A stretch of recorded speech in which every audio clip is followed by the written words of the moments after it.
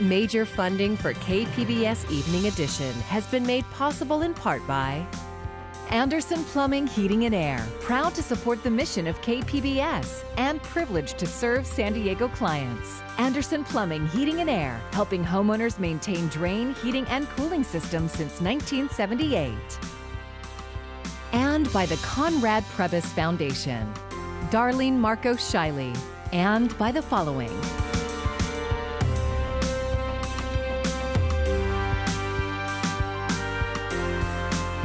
And by viewers like you. Thank you.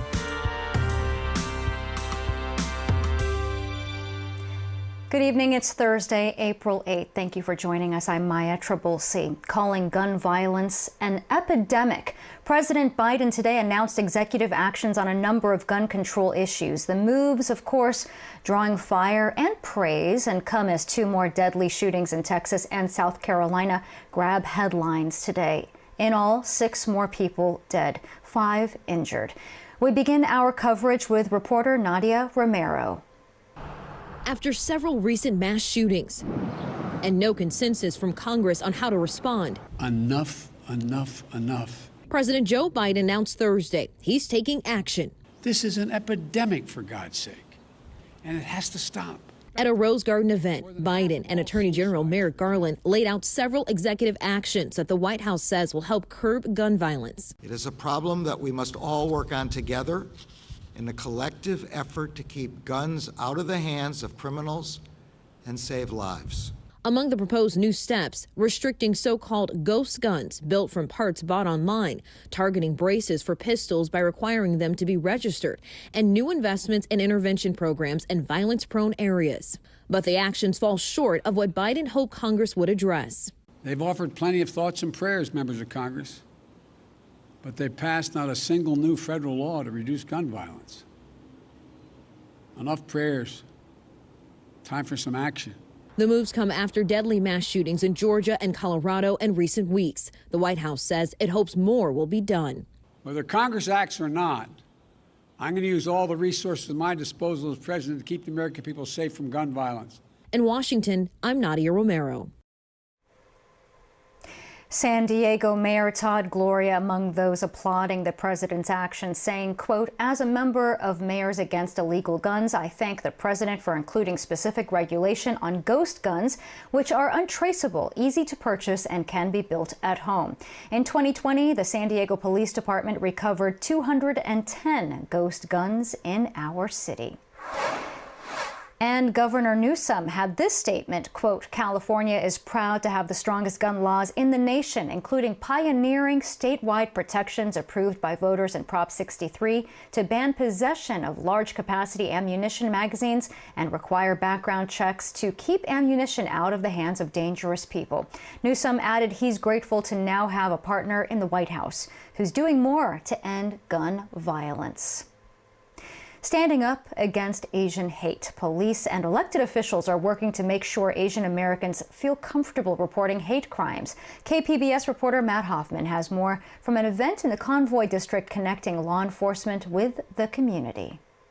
And right now, it is important for all of us, whether you're a member of the Asian Pacific Islander community or not, to say with one voice that we do not support this, we will fight back against it, and we will hold those who do it accountable. San Diego Mayor Todd Gloria is encouraging Asian Americans that have been victims of crimes to report it. And I recognize that for many in our community, it's hard for us to come forward and say that something's happened. As your mayor, I ask you to come forward. Law enforcement says they can only act if crimes are reported, and part of this effort is to encourage San Diego's Asian American communities to feel comfortable talking with police. Hate crimes are one of the most underreported crimes. It's really important we get the word out that we can't stop it unless we get those reports. While some might not see it, San Diego County District Attorney Summer Steffen says crimes against Asian Americans are happening here. It is unfortunately here in our midst in San Diego. In 2017, 2018, and 2019, we had 0 cases targeting our Asian communities with hate. And since the pandemic, we are prosecuting 3 felony hate crimes cases that target our Asian communities. San Diego City Council member Chris Cate represents this area, and he put together today's safety symposium. We don't want our business owners and our residents to feel vulnerable for any sense. We want to empower them with the information that they have at their fingertips. Local business leaders like Michael Tu are grateful that officials are setting up events like this, which aim to bring residents closer with police. It's very important to let the community know that if there's anything that they need or that they need to people to go to, their doors are open. So it's good. It's great. There are 2 more outreach events like this next week, one in Linda Vista and another in Mira Mesa. Matt Hoffman, KPBS News. Almost 19,000 children have been picked up by Customs and Border Protection traveling alone across the international border with Mexico. That is the largest monthly figure that has ever been recorded. It is also double the number of children CBP encountered in the previous month of February and 5 times the number from March 2020. Many of these children have been sent here by their families to escape harsh or dangerous conditions in their home countries. It is a desperate choice of, do I stay here and possibly all of us get killed or my child get killed, or do I give my child an opportunity to live? And I would hate to be put in that circumstance. And so I would not want to judge a person who is or finds themselves in that situation. But I do know that there's a tremendous amount of despair and desperation that causes persons to make these decisions. Chavez says until these children are protected from violence in their countries of origin, they will continue to flee. This week, Border Patrol agents rescued a 5-year-old girl and her 6-year-old brother who were dropped over large boulders where the border fence comes to an end in Jacumba. They were left without provisions and only a note with their mother's name and her phone number. An encampment for farm workers just steps away from the border in Imperial County has largely been left alone by local officials until now. iNews Source reporter Jennifer Bowman has the story. The encampment in Calexico is no more. Police disbanded the site early Wednesday after giving 48 hours notice to leave. The U.S. Border Patrol moved barriers onto the site shortly after. The camp was set up in January to give farm workers, including some who are homeless, a place to stay after working the fields. Calexico owns the land, and it's become a point of contention for a divided city council. A nonprofit was on hand during the cleanup to offer homeless services to 2 men still at the camp. Others had left for work for the day. Police say one person was arrested after refusing to leave the site. He was cited and released. For more on the controversy surrounding this encampment, go to inewssource.org. For KPBS, I'm iNews Source reporter Jennifer Bowman.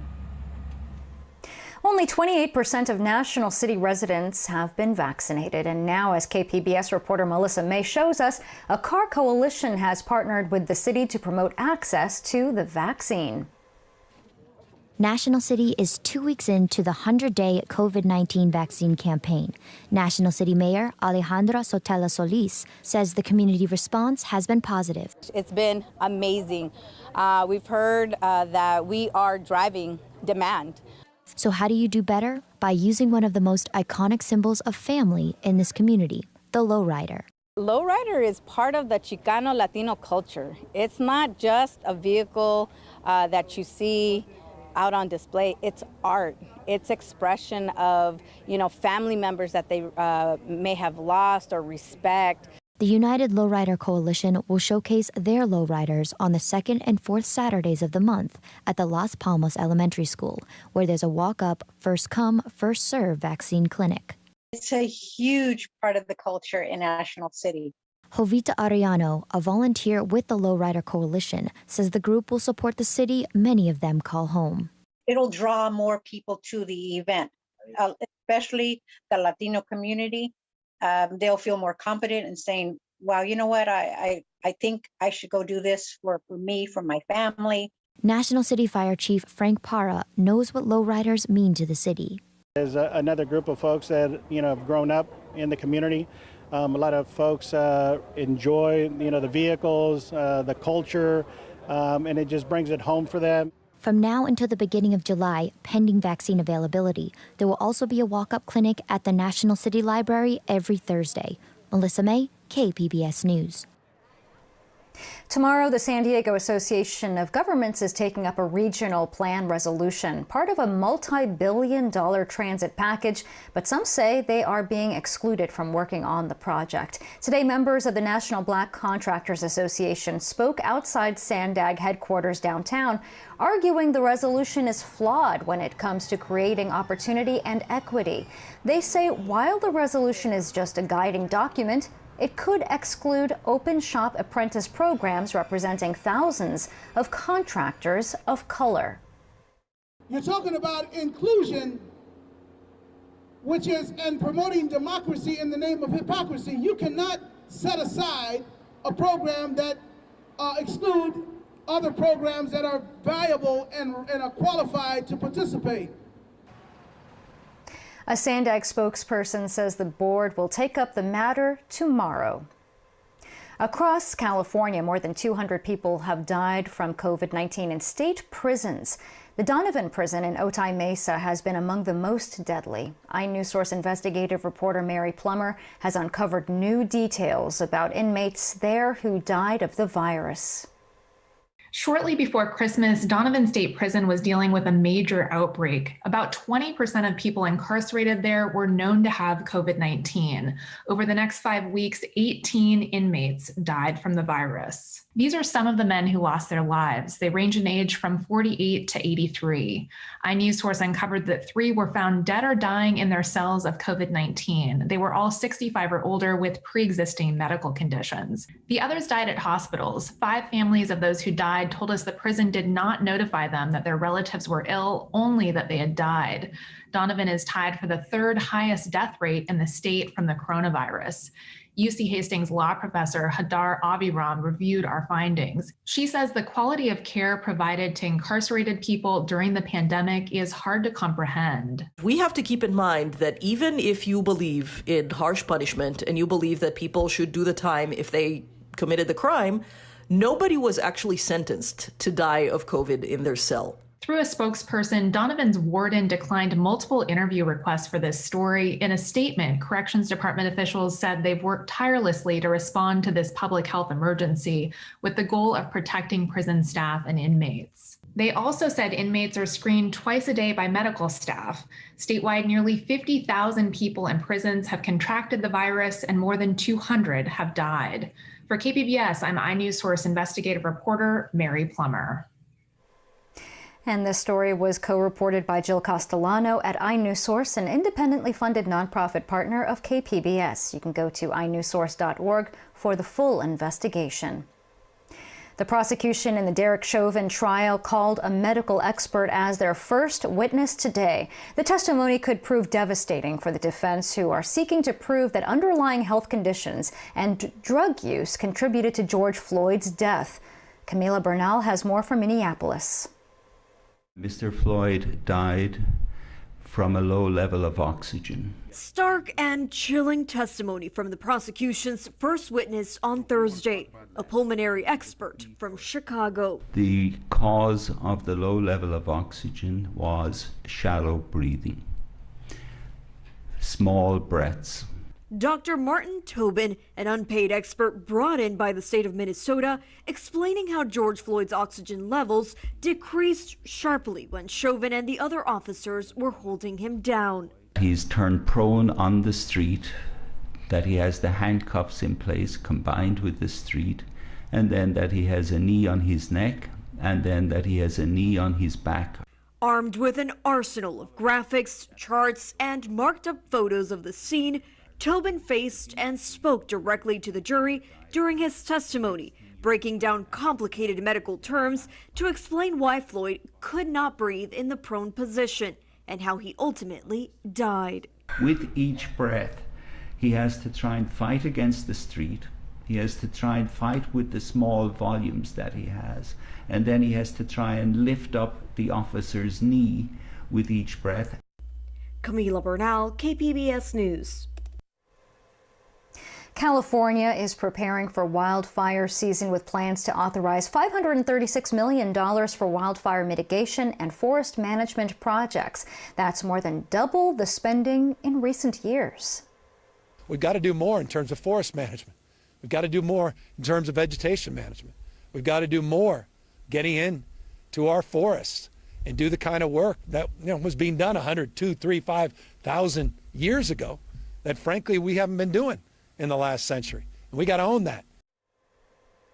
Governor Newsom and legislative leaders intend to add the money to this fiscal year's budget. Last year's record-setting wildfire season charred more than 4% of the state.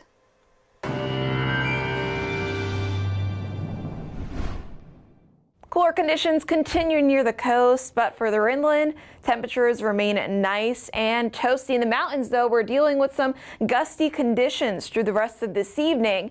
And then some possible changes as we head into next week with our next system coming onshore. Wind advisories remain in effect in the mountains through tonight. That means sustained winds around 20 to 30 miles per hour with gusts potentially up to 55 miles per hour at times. Temperatures not getting too chilly down in the mountains because of that. Check out Borrego Springs, 63 degrees for that overnight low. Mount Laguna getting down to 55. A little bit inland, we're only down into the 40s for those overnight lows. The sunshine continues for your Friday. Temperatures remaining a little bit cooler near the coast, upper 60s to low 70s. But the further east you go, the warmer it gets in the mountains.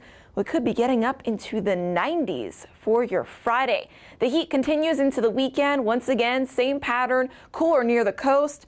Warmer temperatures the further inland that you go, and some real nice building warmth with temperatures well above average for this time of year. Not for you near the coast, though. Temperatures will likely be in the upper 60s over the next 5 days. A little bit of patchy fog, possible early Saturday. Otherwise, the sunshine will be returning, and we'll keep the sunshine in the clouds through the rest of the weekend and to start off the next work week. Inland temperatures stay in the upper 70s and low 80s through the weekend, but we see a big drop off Monday and Tuesday, back down into the low 70s for your daytime highs. Mountains, much of the same. We start off the weekend in the 60s, but by the time we get to Tuesday, we are down into the mid-50s with some breezy conditions likely in the afternoon and evening. And the heat in the desert roars on. Mid-90s in the forecast for your Friday, a little bit of a drop-off for the weekend.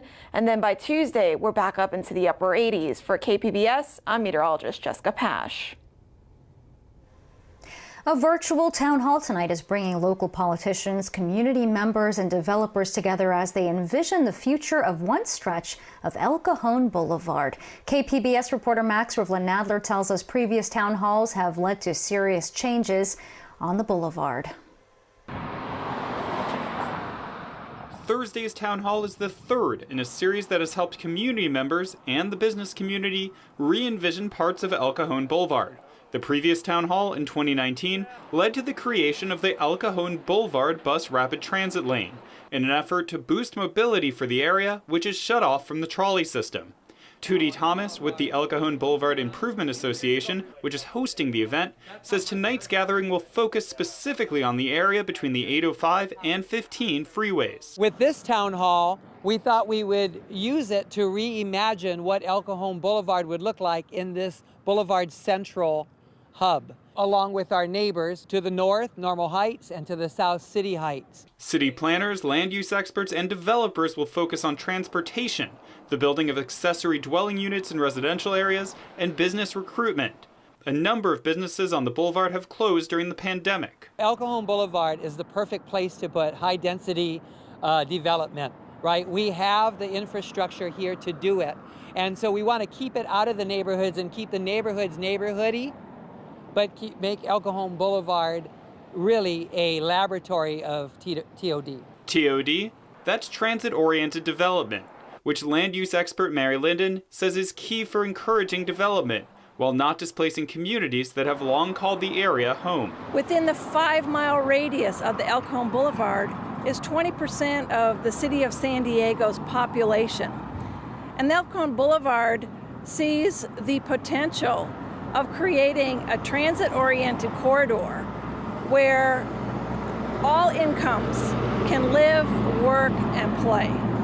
That is an overriding, I would say, design principle of what the El Cajon BIA is trying to catalyze here. The virtual town hall begins at 5:30 this evening and can be viewed at theboulevard.org. Max Rivlin-Nadler, KPBS News. SeaWorld is getting ready to open rides and roller coasters for the first time in more than a year. The theme park announced the rides will be running again on Monday, April 12th. SeaWorld says it has implemented health and safety measures, including limited park capacity, physical distancing, as well as enhanced cleaning and sanitation. Amusement parks are allowed to open at 25% capacity in the orange tier. Only California residents are allowed to visit. While vaccine eligibility continues to expand, finding COVID-19 vaccination appointments has been difficult. KPBS reporter Jacob Ayer says some tech experts are trying to make it easier through Twitter. Eligibility and demand for vaccines always seems to outpace the supply. So some people with technology backgrounds are trying to help others book that elusive appointment. They're using Twitter to create automated accounts or bots that do the bulk of the appointment searching for you. One of the accounts is called San Diego Vaccine Bot, which was created in early March by the Bay Area-based cybersecurity engineer Omar Darwish. He has multiple bot accounts for large population centers in California, all of which scan for appointments on the MyTurn platform. This bot does that checking for you all the time, once every 5 minutes, and if it finds something, it'll let you know. It'll let you know that there's something for you to scoop up. It's not perfect, but it does take away the burden of you having to check and hope that there's something that you can pick up. Another automated Twitter account is called VaxSpotter. It focuses on finding pharmacies that have appointments, according to its creator, Kyle Shannon. If you're able to help people who need a vaccine, especially coming up to the 15th, will be open to everybody, people who still need one that are, in the risk group, that's, getting them appointments quickly, especially people who can't sit there all day and refresh. They have kids or they have, jobs where they can't sit down on the computer. That is, makes it all worth it and really great. And the different COVID-19 bot creators work together. That's demonstrated in yet another Twitter profile called San Diego COVID Vaccine Bot, which often shares appointment information from the other two accounts. The single goal is to try to get as many shots in arms as possible because it benefits all of us. It doesn't really matter how we get there as long as we get there. So if it increases visibility, by all means, we try to surface information that one of the bots has that another might not. So you might see some retweets from each of the accounts retweeting the other. To find and use the Twitter bots, search the internet for @COVIDVaccineSD, @COVAXSD, and @VAXSpotter. Jacob Ayer, KPBS News. And a reminder, we have more information about how and where to get your shot at kpbs.org. Just go to our homepage and then click on the Vaccines tab. Some college students will need to roll up their sleeves before enrolling for the fall semester. Brown University in Providence, Rhode Island, and Northeastern University in Boston announced they will require students to be fully vaccinated against COVID-19. Both schools are planning to fully reopen by the fall. UC San Diego and San Diego State also plan to return to mostly in-person classes in the fall, but have not said whether vaccinations are mandatory. I'm Judy Woodruff. Tonight on the NewsHour, guns in America. President Biden moves to curb gun violence in the wake of more mass shootings. Coming up at 7 after Evening Edition on KPBS. And we have some breaking news. The latest results from the San Diego County Registrar of Voters show Akilah Weber firming up her victory in the special election. With just 300 ballots left to count, Weber has around 52% of the vote in the 79th State Assembly District. Weber needs 50% of the vote to avoid a runoff election and secure her mother's former seat. PAC Arts will reveal the lineup for its spring showcase tomorrow night, but KPBS Arts reporter Beth Accomando got a sneak peek at a program created in response to the recent rise in anti-Asian hate crimes. Films may not be able to change the world, but what they can do is create empathy for people who have been marginalized. That's why films like Wayne Wang's 1982 Chan is Missing is part of a curated program called Songs Our Elders Taught Me. The sidebar is part of PAC Arts' upcoming spring showcase, and it was conceived as a response to anti-Asian violence that has targeted older Asian Americans. And that's where movies, I think, can play a part. And this isn't going to be solved right away, but I feel like if more people are aware of sort of the old people's like where they come from, what are their hopes and dreams, like for their families, for themselves, and as opposed to one-dimensional in the most subhumanizing way possible. So that was the motivation. The program has two parts. One is a home viewing list that includes films like Chan is Missing and Ong Lee's Pushing Hands. The second part includes films like Cosmopolitan that artistic director Brian Hu painstakingly sought out. It was released on DVD years ago, long out of print. They told us, if you can find the DVD, you can show it. And luckily, at the Asian Film Festival, our archives includes this DVD. And we can now watch this film that's, about like a elderly Indian American living in New Jersey who starts to become curious about one of his neighbors, played by Carol Kane. The full lineup of the upcoming Spring Showcase will be revealed tomorrow evening in a virtual launch party on PAC Arts' Facebook, Twitch, and YouTube accounts. Beth Accomando, KPBS News. 9 puppies rescued by the San Diego Humane Society will be up for adoption in the coming weeks, but first, they need names. The 5 females and 4 males are 2 weeks old, and last month, humane officers found their mother taking shelter under a van during rainy weather, and that's where she gave birth. The Rhodesian Ridgeback Hound mix puppies will go up for adoption once they're at least 8 weeks old. And you can submit your ideas for their names at sdhumane.org/puppies. Hopefully they'll find good homes. And you can find tonight's stories on our website, kpbs.org. Thanks for joining us. I'm Maya Trabulsi. Have a great evening. Major funding for KPBS Evening Edition has been made possible in part by Anderson Plumbing, Heating and Air, proud to support the mission of KPBS and privileged to serve San Diego clients. Anderson Plumbing, Heating and Air, helping homeowners maintain drain, heating, and cooling systems since 1978. And by the Conrad Prebys Foundation, Darlene Marco Shiley, and by the following.